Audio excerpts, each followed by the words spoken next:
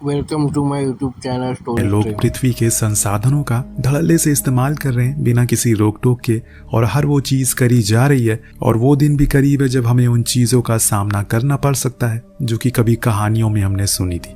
पर क्या अगर वो चीजें सच में हो जाए तो हमारी दुनिया कैसी होगी? तो अटलांटा महासागर के बीच हम कुछ लोगों को देखते हैं, जिसमें एक जैक है जो अपनी टीम के साथ बर्फ के सैंपल ले रहा है। पर इसी बीच वहां पर एक तेज झटका आता है जिससे एक लंबी दरार बन जाती है और उनकी जो भी मशीन थी वो उस दरार में गिर जाती है। पर सबसे बड़ी मुसीबत यहाँ ये थी कि इनके लिए हुए सैंपल वो भी उसी में जा चुके हैं उस पार। तो जैक छलांग मारता है और अपनी जान की बाजी लगाकर उन्हें ले आता है, क्योंकि वो बहुत ही ज्यादा कीमती है। सीन शिफ्ट होता और हम न्यू दिल्ली में हो रही वर्ल्ड लीडर की मीटिंग को देखते हैं, जिसमें जैक सभी को बताता है कि वो अंटार्कटिक गया था, जहाँ के सैंपल से उसे पता चला है कि वो सबसे बड़ा ग्लेशियर है वो इतनी तेजी से पिघल रहा है कि उसका 70% पानी बन गया है। हमें जल्दी ही कुछ करना होगा, वरना ये पूरी दुनिया के लिए बहुत बड़ा खतरा बन सकता है। और इसका अंजाम क्या होगा आप सभी जानते। इतने में यूनाइटेड नेशन का चीफ कहता है कि इसमें तो बहुत पैसा लगेगा, कौन देगा इतना पैसा, क्या कोई कंट्री इसके लिए तैयार है? और ये सुनते किसी का हाथ नहीं उठता, जो देख जैक ने कहा कि आने वाले समय में धरती का तापमान इतना गिर जाएगा कि एक आइस एज की शुरुआत होगी। सूरज से कई सालों तक नहीं निकलेगा, लोग भूख और ठंड से मारे जाएंगे। और ऐसे में अगर हमने कोई फैसला नहीं लिया तो इसका अंजाम बहुत भयानक होने वाला है। इसमें हमारी पूरी धरती पानी में डूब सकती है। 2 महीने बाद हम एक वेदर रिपोर्ट को देखते हैं, जिसमें अचानक से एक जगह का तापमान 13 डिग्री गिर जाता है। जो देख वो आदमी अपने सीनियर को बुलाता है। इस बीच दुनिया के दूसरे कोने यानी कि टोक्यो में हम देखते हैं कि काफी टाइम से बारिश लगातार होती जा रही है, लेकिन आज कुछ बहुत ही अजीब होता है। आसमान से बड़े बड़े बर्फ के टुकड़े गिरना शुरू हो जाते हैं, जैसे कोई ऊपर से उन्हें फेंक रहा हो। और इसमें कई लोग घायल भी हो जाते हैं, पर किसी को कुछ पता नहीं था। दूसरी ओर जैक जो अपने घर लौट आया, उसे पता चला कि उसका बेटा हेनरी, जो काफी इंटेलिजेंट है, पर उसे स्कूल में फेल कर दिया गया। जो जानकर जैक भी हैरान था कि ऐसा कैसे हो सकता है, क्योंकि वो तो खुद अपनी टीचर से ज्यादा समझदार है, जिसके चलते वो उसके टीचर को बहुत सुनाता है कॉल पर। लेकिन आज हेनरी को न्यूयॉर्क भी जाना है एक क्विज शो के लिए, इसीलिए वो प्लेन में चढ़ता है और कुछ देर बाद प्लेन में किसी भारी झटके का एहसास होता है, जिससे सभी डर जाते हैं। लेकिन फिर अचानक सब कुछ शांत हो जाता है और फिर ये न्यूयॉर्क भी पहुंच जाते हैं। वहां बहुत ही ट्रैफिक लगा था, इसीलिए सभी बच्चे टैक्सी से उतरकर पैदल जाने लगते हैं। लेकिन तभी हेनरी को आसमान में कुछ बहुत ही डरावना दिखाई देता है। लाखों की तादाद में चिड़िए चिल्लाते हुए दूसरी ओर भाग रही थी, मानो उन्होंने कुछ ऐसा देख लिया हो जो सभी को बताना चाह रही है। लेकिन किसी को फिर भी कुछ पल्ले नहीं पड़ता। उन्हें लगता है कि शायद ठंड के कारण वो दूसरी जगह पर जा रही है।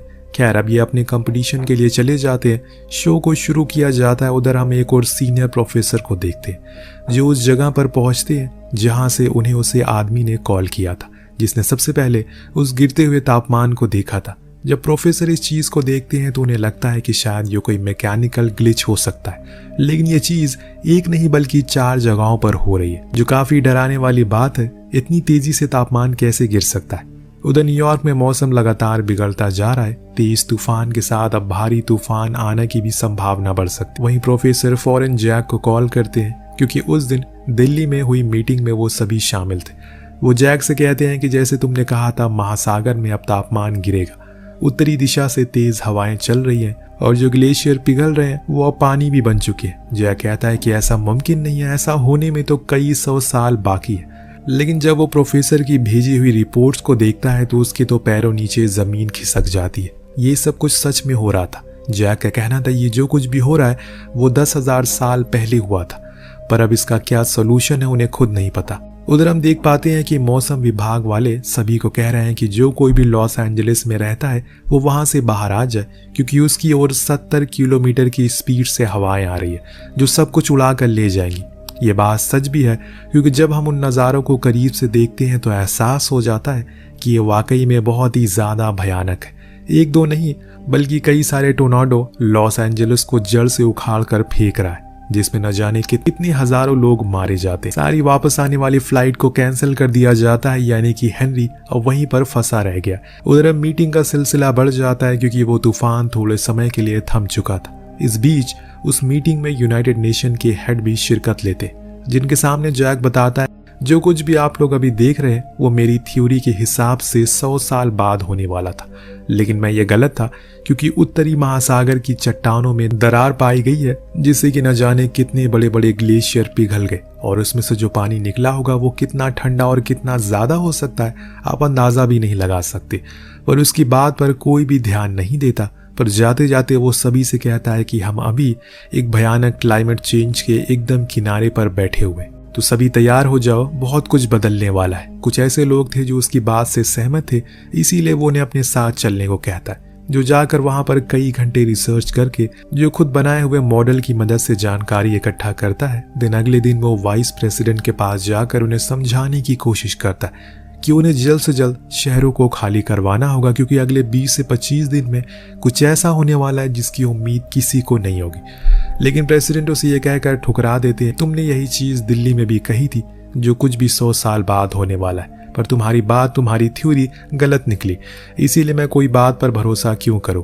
उनकी बातों से बेचारा जैक मायूस हो जाता है, उसे पूरा अंदाजा है कि दुनिया पलटने वाली है। एक और हम लंदन की रॉयल फैमिली को देखते हैं जो 3 हेलीकॉप्टर से रशिया की ओर जा रहे हैं, लेकिन अचानक से वहां का तापमान गिरने लगा जिसके कारण ये हुआ कि जिस हेलीकॉप्टर में वो सभी थे वो ठंड के मारे जम गया और काम करना बंद करने लगा। उसे कुछ ही देर बाद किसी का कोई अता पता नहीं चला, न जाने वो कहां बर्फ के नीचे दफन हो गए, पूरा रॉयल परिवार। वहां जैक अभी भी अपनी रिसर्च में लगा हुआ था, किसी भी हाल में उसे इसकी जड़ तक जाना है और पता लगाना है कि ये कब तक खत्म हो जाएगा सब कुछ। लेकिन वहां न्यूयॉर्क में तो चीजें बदलना शुरू हो गई है, बारिश बहुत ही तेज हो गई है, सीवर भी ओवरफ्लो होने लगे हैं, महासागर से एक लहरों का बवंडर इनकी ओर आ रहा है। हेनरी फौरन भागकर एक बिल्डिंग में जाता है, लेकिन बीच रास्ते में वो फंसे हुए लोगों की जान भी बचाता है। उधर हम उस नज़ारे को देख पाते हैं जो शायद आने वाले कल में सच भी हो जाएगा। समुंदर अपनी सतह छोड़कर अपने पुराने रास्ते की ओर आना शुरू कर दिया।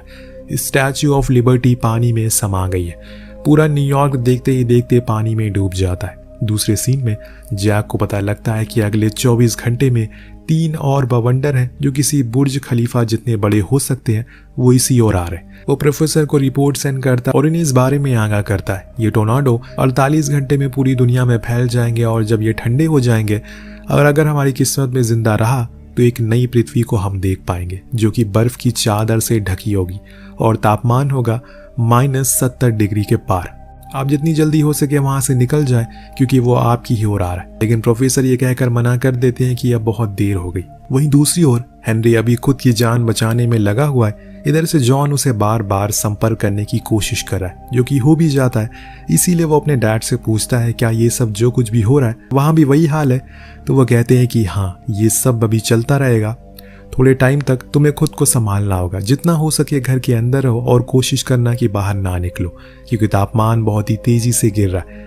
हेनरी के साथ उसकी साथी एंजेलिना भी होती है जो उसे फौरन इस ओर आने को कहती है क्योंकि पानी बढ़ रहा है। इसीलिए वो उन्हें अलविदा कहकर इस ओर आ जाता है, पर उसके माता पिता को खुशी मिलती है कि कम से कम उनका बेटा तो जिंदा है क्योंकि न्यूयॉर्क की आधी से ज्यादा आबादी मारी जा चुकी है। तभी वहां पर मौजूद लोगों को किसी बड़ी सी चीज की टकराने की आवाज आती है। वो लोग फौरन बाहर देखते हैं खिड़की से तो हैरानी से उनकी आंखें फट जाती है। दरअसल एक विशाल कार्गो शिप अब न्यूयॉर्क की सड़कों पर चल रहा था। उधर अब जैक डिसाइड करता है कि वो अपने बेटी को बचाने के लिए न्यूयॉर्क जाएगा वरना वो मारा जाएगा। हालांकि ऐसा करने के लिए उसके साथ ही उसे रोकते हैं पर वो नहीं रोकता। लेकिन इतने में वहां पर उसका एक सीनियर आता है जो उसके साथ नासा में काम करता है। वो जैक को बताता है कि प्रेसिडेंट उससे बात करना चाहते हैं, वो चाहते हैं कि तुम उन्हें समझाओ कि क्या करना है। हालांकि पहले तो जैक नहीं मानता लेकिन बाद में उसे जाना पड़ता है। वहां वो सभी से कहता है कि ये तूफान अब अगले 10 दिन तक ऐसे ही चलता रहेगा। जब ये खत्म होगा तो हम उस दौर में चले जाएंगे जब अमेरिका जैसी कोई चीज हमारी पृथ्वी पर थी ही नहीं, यानी कि आइस एज में। प्रेसिडेंट पूछते हैं कि अब हमें क्या करना चाहिए, तो वो कहता है कि हमें अब दक्षिण की ओर जाना चाहिए जितना हो सके, पर अभी भी कुछ लोग हैं जो उत्तर की ओर फंसे हुए। लेकिन उसका कहना था कि वो जगह किसी कब्रिस्तान जैसी बन गई है, अगर आपने किसी को वहां भेजा तो कभी वो वापस नहीं आएगा। हम दुआ कर सकते हैं कि वो बस घरों में रहें। वहां से हेनरी के पास जाने के लिए वो निकलता है और यहाँ प्रेसिडेंट ऑर्डर देते हैं कि आर्मी को कहो कि जितना हो सके उत्तर की ओर लोगों को लेकर जाए। लेकिन अब इन्होंने पूरे अमेरिका को एक दूसरी जगह लेकर जाना है, वो भी कुछ ही दिनों में, और ये बहुत बड़ी बात है, एक असंभव जैसा टास्क है। वह हेनरी जिस बिल्डिंग में ठहरा हुआ था वहां कई और भी वहाँ कई और लोग भी रुके हुए थे जो कि भूख और ठंड से परेशान थे। पर एक दिन वो बाहर देखते हैं जो पानी बहकर आया था वो पूरी तरह से जम चुका है। इसीलिए सभी लोग अब सरकार के आदेश पर दक्षिण की ओर बढ़ रहे थे, क्योंकि वो वहाँ सेफ है। पर उनके जाने का तरीका गलत है, वो इतनी ठंड में पैदल नहीं जा सकते। ये बात हेनरी वहाँ मौजूद सभी लोगों से भी कहता है। सभी उनके साथ जाने लगते हैं, लेकिन हेनरी अपने दोस्तों के साथ वहीं रुकता है, क्योंकि उसके पिता ने कहा था कि वो भी आएंगे। वो जितनी देर घर में रहेंगे उसके लिए उतना ही बेहतर। इसीलिए वो लोग किताबों को जलाकर थोड़ा शांति लेते हैं और इंतजार करते हैं। मगर उसका दोस्त सैम उससे कहता है कि तुम्हारे डैड नहीं आने वाले, क्योंकि उत्तरी एरिया पूरी तरीके से बर्बाद हो चुका है। पूरा लॉस वेगस 15 फीट बर्फ के नीचे है, कैसे आएंगे? लेकिन हेनरी को यकीन था कि वो जरूर आएंगे, इसीलिए वो उसी उम्मीद में रहता है। इधर हेनरी अपनी पुरानी टीम को लेकर निकल जाता है, क्योंकि उन सभी को पता है कि ऐसी बर्फीली जगहों पर कैसे जिंदा रह सकते हैं। लेकिन रोड्स पर कई फीट मोटी बर्फ जमी है, जिसके कारण इनकी कार वहां फंस जाती है और निकलने का नाम ही नहीं लेती। और इसी वजह से वो लोग उसे छोड़कर आगे पैदल ही बढ़ते। इन्होंने अपने शरीर को पूरी तरह से ढक रखा है, इसीलिए इन्हें कुछ भी दिखाई नहीं देता आगे क्या है। और इसके चलते जो सबसे पीछे बंदा चल रहा था वो एक शीशे पर पैर रख देता है, जो कि टूट जाता है और वो सभी उसके अंदर जाने लगते हैं, क्योंकि वो एक दूसरे से बंधे हुए थे। लेकिन जैक आखिरी समय पर हुक लगा देता है, जिसके कारण वो रुक जाते। लेकिन उन्हें अब अपना सारा सामान नीचे छोड़ना पड़ेगा,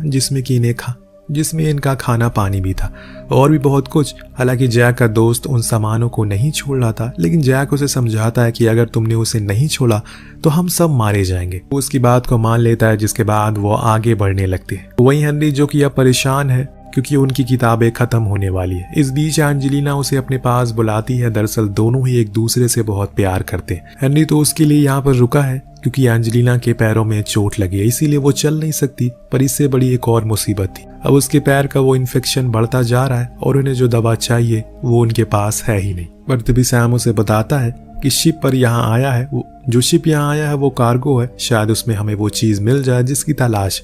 ये लोग अपने आप को जितने भी कपड़े होते हैं उनसे पैक कर लेते हैं और फिर उस शिप पर पहुंचते हैं। लेकिन जब लौट रहे होते हैं तो इनके ऊपर 2 भेड़िए हमला करते हैं, जो कि जू से बाहर आ गए थे। वो इन पर हमला तो करते हैं, जिसमें इनका एक दोस्त घायल हो जाता है। इसीलिए ये लोग उसे घसीट कर जैसे तैसे लेकर अंदर आते हैं। इस बीच हम पृथ्वी के बाहर कुछ एस्ट्रोनॉट को देखते हैं, जो बाहर से इस तूफान को देखते हैं तो उनके लिए किसी भयानक सपने से कम नहीं था। पूरी पृथ्वी बर्फ की चादर से ढक चुकी थी। जैक के सारे साथी मारे जा चुके हैं सिवाय उसके। लेकिन अब ये आगे नहीं जाएंगे क्योंकि अभी तूफान पूरे उफान पर है। इसीलिए वो वहीं कैंप लगा लेते हैं और आराम करते हैं। जब 2 दिन बाद तूफान थोड़ा शांत होता है तो ये बाहर निकलते हैं। जब उस नज़ारे को देखते हैं तो आश्चर्यचकित हो जाते हैं, क्योंकि वो जगह किसी बर्फ के शहर जैसी हो गई। सब कुछ बर्फ में ढक गया है, जम चुका है। जो बड़े बड़े शिप वहीं जमे पड़े हैं, ऊंची ऊंची इमारतें अब दिख नहीं रही है। लेकिन हेनरी को तो अभी भी अपने बेटी के पास पहुंचना है किसी भी हाल में, इसीलिए वो आगे बढ़ना शुरू करता है। अपने साथ ही बीच में उन्हें कई सारे लोगों की लाशें मिलती हैं, जो कि दक्षिण की ओर पैदल जा रहे थे और रास्ते में वो मारे गए ठंड की वजह से। बड़ी ही मुशक्कत करके इन्हें वो लाइब्रेरी मिल जाती है जिसके अंदर ये सभी आसरा लिए हुए थे। लेकिन अंदर जाने पर वहां किसी की भी आवाज नहीं आ रही थी। हेनरी टॉर्च को इधर उधर मारता है, तभी उसे एक कमरे से रोशनी आती हुई दिखाई देती है, जहां पर वो सभी आग जलाकर सो रहे थे। हेनरी जब अपने पिता को देखता है तो फौरन जाकर उनसे गले लग जाता है और कहता है कि डैड, आपने कर दिखाया, थैंक यू सो मच। दोनों बाप बेटे इमोशनल हो जाते हैं और रोने लगते हैं।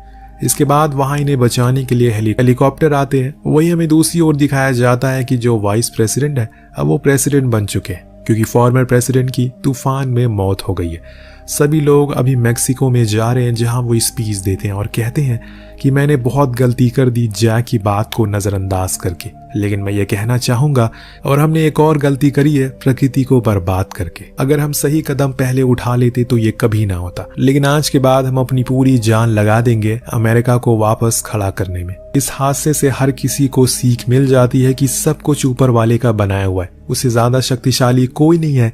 अगर उसका कहर बरसेगा तो अमेरिका जैसा देश, ताकतवर देश भी मिट्टी में मिल जाएगा। इसीलिए कहते हैं कि नेचर को बचाओ, तभी वो तुम्हें बचाएगा। वेल, आपको कहानी कैसी लगी कमेंट करके जरूर बताएगा। मिलते हैं अगले वीडियो में। Thank you so much watching.